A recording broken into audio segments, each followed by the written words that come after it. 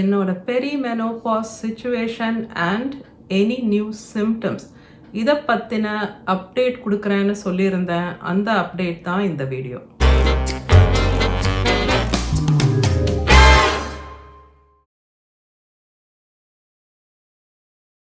முக்கியமான டிஸ்க்ளைமர், நான் ஒரு டாக்டர் கிடையாது, மெடிக்கல் ப்ரொஃபஷனல் இல்லை.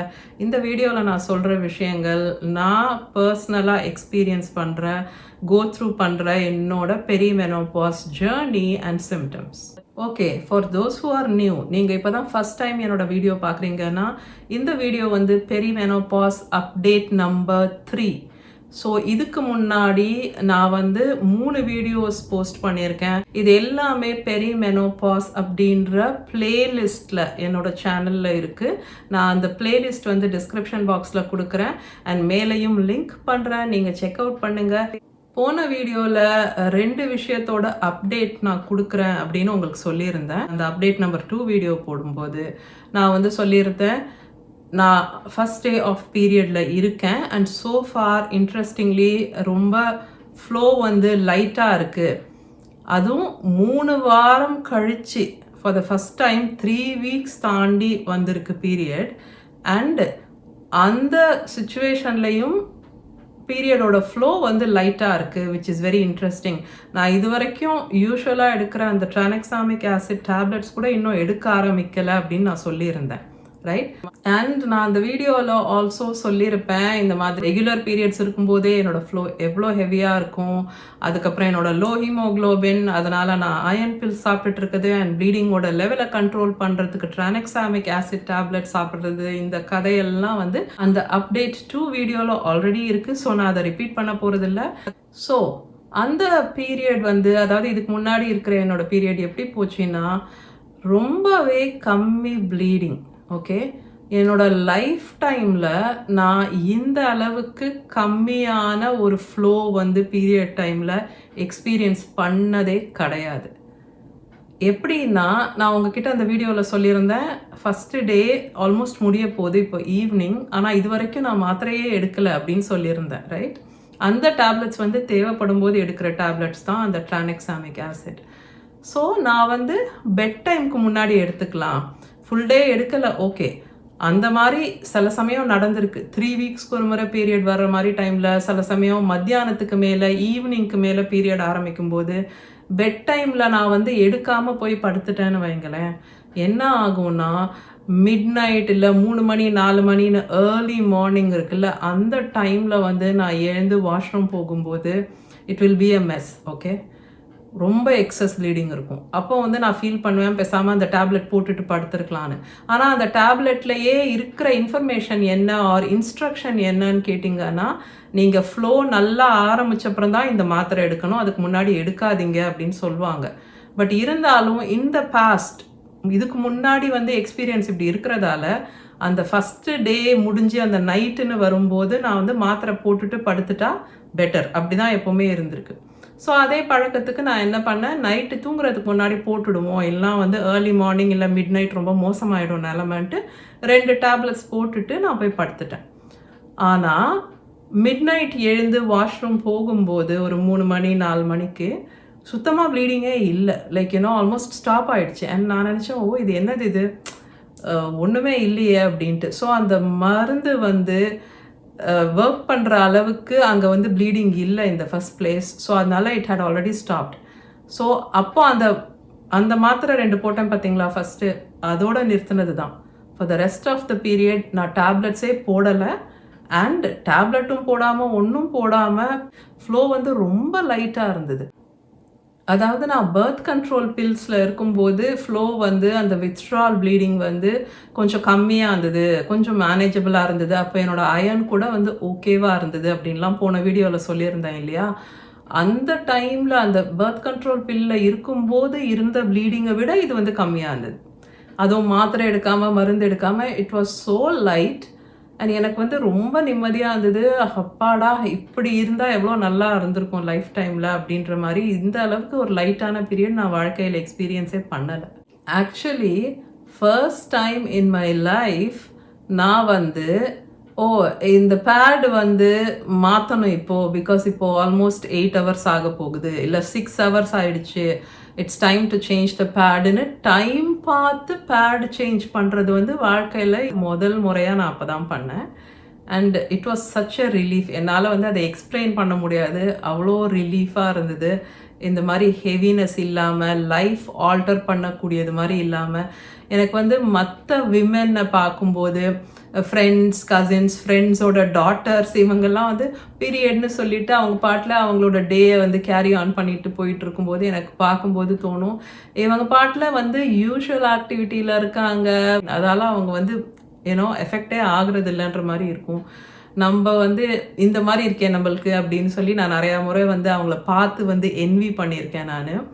பட் இப்போதான் எனக்கு தெரியுது அது எப்படி இருக்கும், how much of relief it is. அது வந்து நம்மளோட டேவை ஆல்டரே பண்ணல, அது பாட்டில் ஒரு பக்கம் போயிட்டு இருக்கு அண்ட் நம்ம பாட்டில் நம்ம வேலையை பார்த்துட்டு இருக்கோம். அந்த மாதிரி இருந்தது. அண்ட் வயிறு வலி இல்லை, எந்த சிம்டமும் இல்லை, and very very light flow. And ஃப்ளோவுமே வந்து ஒரு 3 to 4 days தான் இருந்தது. எனக்கு யூஸ்வலாக இருக்கிற மாதிரி 7 நாள்லாம் இல்லை. ரெண்டாவது விஷயம் நான் என்ன சொல்லியிருந்தேன்னா, நான் சீட் சைக்கிளிங் என்னோட ஃப்ரெண்ட் வந்து அதை சஜஸ்ட் பண்ணியிருந்தாங்க ஹெவி பீரியட்க்கு. அது வந்து நான் ட்ரை பண்ணி பார்த்துட்டு உங்களுக்கு சொல்கிறேன் அப்படின்னு சொல்லியிருந்தேன். பட் பீரியட் தான் இப்போ ஹெவியாகவே இல்லையே. ஆல்சோ அது வந்து ரெகுலர் பீரியட்க்கு அந்த சீட் சைக்கிளிங் பண்ண முடியும். நீங்கள் 1 to 14 days 2 சீட்ஸு அண்ட் 14 to 28 days இந்த 2 சீட்ஸ் அப்படின்னு சொல்லி ஒரு டேபிள் ஸ்பூனாக உங்களுக்கு 4 வகையான சீட்ஸ் எடுத்துக்கிறது. அதுதான் சீட் சைக்கிளிங் இல்லையா. நான் அது கூட வந்து ப்ரீவியஸ் வீடியோவில் எக்ஸ்பிளைன் பண்ணியிருக்கேன். பட் நான் அதை எடுக்கவே இல்லை, ஏன்னா ஃபஸ்ட் டே அந்த வீடியோ ரெக்கார்ட் பண்ணும்போது. ஆனால் அதுக்கப்புறம் தான் எனக்கு வந்து ஹெவி ஃப்ளோவே இல்லை, ரைட். ஆல்சோ என்னோட பீரியட் வந்து இப்போ ஒன்ஸ் இன் 2 months. இப்போ இனி அடுத்த பீரியட் வந்து இன்னும் எவ்வளோ டிலேடாக வரும்னு தெரியாது. அதனால் நான் இந்த சீட் சைக்கிளிங் கான்செப்ட் வந்து ட்ரை பண்ண முடியாது. பிகாஸ் அது வந்து ஒரு ரெகுலர் பீரியட் சைக்கிள் இருக்கிறவங்களுக்கு தான் அது வந்து கேல்குலேட் பண்ணி கரெக்டாக செய்ய முடியும் இல்லையா. ஸோ சீட் சைக்கிளிங் நான் பண்ணலை. ஸோ இந்த 2 விஷயத்துக்கான அப்டேட் வந்து நான் உங்களுக்கு சொல்கிறேன் அடுத்த வீடியோவில்னு சொல்லியிருந்தேன். ஸோ 2 விஷயத்தை பற்றியும் பேசியாச்சு நம்ம. நெக்ஸ்ட் வந்து ஒரு புது சிம்டம், ஓகே, அதையும் இந்த வீடியோவில் இன்க்ளூட் பண்ணிடுறேன். அது என்னன்னா, நம்ம பேசிகிட்டே இருக்கும்போது ஒரு பர்டிகுலர் வேர்ட் ஒன்று சொல்கிறதுக்கு நம்ம நினைப்போம், அது வந்து வாய் வரைக்கும் வருது ஆனால் சொல்ல வர மாட்டேங்குது. அந்த வேர்டு மட்டும் எவ்வளோ நேரம் டைம் கொடுத்தாலும், ஒரு நிமிஷம் இருங்க நான் அது என்னன்னு சொல்கிறேன் அப்படின்னு நம்ம பேசிகிட்டு இருக்கும்போது சொன்னால் கூட ஒரு ஃபியூ செகண்ட்ஸில் ஃபியூ மினிட்ஸில் அது ஞாபகம் வருதானா வரது இல்லை. இது வந்து ஆக்சுவலி எனக்கு ரொம்ப வியர்டாக இருக்குது. ஏன்னா நான் வந்து பேசும்போது கரெக்டான வேர்ட்ஸு கரெக்டான இடத்துல வந்துடும் அப்படி தான் நான் நினச்சிக்கிட்டு இருக்கேன். இது வரைக்கும் அப்படி தான் இருக்குது, ரைட். நான் வந்து வார்த்தைகள் வராமல் தவிக்கக்கூடிய ஒரு பர்சன் கிடையாது. நான் லேட்டாக ரியாக்ட் பண்ணுவேன், அது வேறு விஷயம், இது வேறு விஷயம், ஓகே. லேட்டாக ரியாக்ட் பண்ணுறது வேறு. ஆனால் பேசும்போது அந்த வார்த்தை வராமல் திணறக்கூடிய பர்சன் நான் கிடையாது. அதாவது அந்த ஆப்சன்ட் மைண்டட்னஸ் மாதிரியோ, பேர் மறக்கிறதோ, இல்லை அந்த வார்த்தை வந்து அப்படின்ட்டு மறந்து ஸ்ட்ரகிள் பண்ணுற பர்சன் நான் கிடையாது. இப்போல்லாம் வந்து அது ஒரு நார்மல் ரூட்டீன் மாதிரி ஆயிடுச்சு. யார்கிட்டையும் பேசும்போது முக்கியமாக என்ன சொல்லணும் அப்படின்னு வரோமோ அந்த பர்டிகுலர் வேர்ட் வந்து வரமாட்டேங்குது, சுத்தமாக ஞாபகம் வரமாட்டேங்குது. அது இப்படி இருக்குமே அப்படி இருக்குமேனெல்லாம் நம்ம சொல்லி புரிய வைக்க வேண்டியிருக்கு. ஏன்னா கடைசி வரைக்கும் அந்த வேர்டு வரவே மாட்டேங்குது. ஆல்சோ பேசும்போது வேர்ட்ஸ் வந்து மாறி வருது. இந்த சென்ஸ், ஒரு சென்டென்ஸ் பேசும்போது கமா ஃபுல் ஸ்டாப்லாம் எங்கே வைக்கணுமோ அங்கே வைக்கணும் இல்லையா. அப்படி இல்லாமல் கமாவை மாற்றி போட்டால் அதோட மீனிங்கே மாறிடும் இல்லையா, அது மாதிரி கிட்டத்தட்ட. ஸோ ஒரு தடவை நான் பேசிகிட்டே இருக்கும்போது நானே சொல்லிட்டேன், வளர்றேன்ல, வரமாட்டேங்குது, நான் வேறு சொல்ல வந்தேன் ஆனால் அதை நான் இப்படி சொல்லிட்டேன் அப்படின்னு. ஸோ வார்த்தைகள்லாம் மாறி வந்து மீனிங்கே மாறி போயிடுது. அந்த மாதிரி கூட நடந்தது. இது ஒரு 1-2 வாட்டி நடந்தது. ஸோ இதெல்லாம் எனக்கு வந்து புதுசு. ஆனால் இப்போது எனக்கு நான் இதை எக்ஸ்பீரியன்ஸ் பண்ணுறதுக்கு முன்னாடியே இந்த பெரிமெனோபாஸோட சிம்டம்ஸ், அன்யூஷுவல் சிம்டம்ஸ் எல்லாம் இப்படிலாம் இருக்கலாம், அந்த மாதிரி விஷயங்கள் பார்க்கும்போது படிக்கும்போது நான் பார்த்தேன். நிறையா விமென் வந்து இந்த மாதிரி ஒரு ஆப்சென்ட் மைண்டட்னஸ்னாலையும் சரி, அதே மாதிரி அந்த வேர்ட்ஸ் வராமல், ஸோ பெரிய ப்ரொஃபஷ்னல் லெவலில் ஒர்க் பண்ணிட்டு இருக்கவங்க, ரொம்ப அக்ரெசிவான கரியர்ஸில் இருக்கிறவங்க, டெய்லி 4 மீட்டிங்ஸ் அட்டென்ட் பண்ணுறவங்க, இல்லை மீட்டிங்ஸில் ப்ரெசன்டேஷன்ஸ் பண்ணுறவங்க, இப்படி இருக்கிறவங்கலாம் வந்து கரெக்டான டைமில் கரெக்டான வார்த்தை வராமல் ஸ்ட்ரகிள் பண்ண கதைகள் இருக்குது. அதே மாதிரி எப்படி வந்து அந்த ஒரு ஒரு மேட்டரை வந்து ஆர்கனைஸ் பண்ணணும் அப்படின்னு இருக்கு இல்லையா, அதுலேயும் ஸ்ட்ரகிள்ஸ் வந்து கேள்விப்பட்டிருக்கேன்.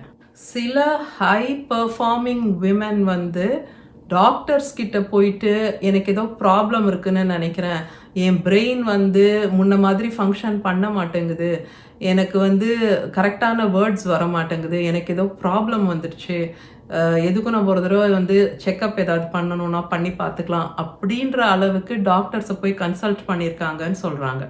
ஸோ அந்த மாதிரி ஒரு ஹை பர்ஃபார்மிங் விமென்க்கு வந்து ரொம்ப டிராஸ்டிக்காக இருக்குது, அண்ட் அதை வந்து அவங்களோட டேவையே வந்து ரூயின் பண்ணிடுற அளவுக்கு இந்த ப்ராப்ளம்ஸ் வந்து அப்போ அவங்களுக்கு ப்ரனவுன்ஸ்டாக தெரியுது.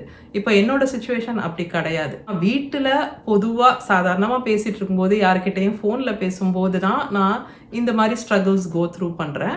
ஸோ அது வந்து எனக்கு லைஃப் ஆல்டரிங்காக இல்லை. ஸோ நான் அதை பற்றி எதுவும் பண்ணலை, எந்த ஸ்டெப்ஸும் எடுக்கலை. பட் நான் இது படிச்சிருக்கேன் இப்படி இருக்கலாம் அப்படின்ட்டு. So that's it for this video. அடுத்த வீடியோ எப்போ வரும், என்ன இன்ஃபர்மேஷனோட வரும் அப்படின்னு எனக்கு இப்போ தெரியாது. when I am ready with the next update, நான் வந்து அப்போ உங்களை பார்க்குறேன். Okay, I'll see you in the next one. Bye.